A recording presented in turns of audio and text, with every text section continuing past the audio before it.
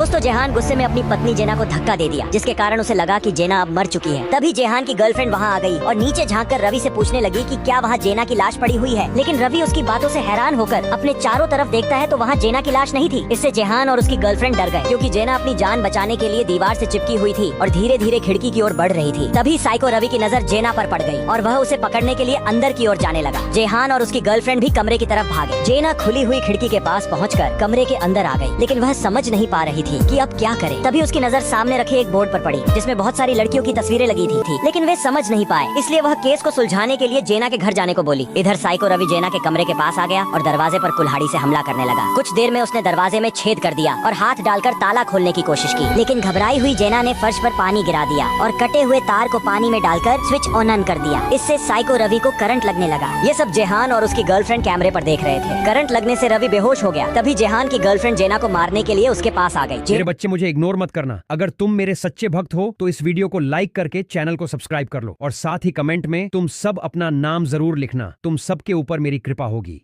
जेना डरकर दरवाजे की ओर भागी। जैसे ही उसने दरवाजा खोला, उसके सामने साइको रवि आ गया और उस पर हमला कर दिया।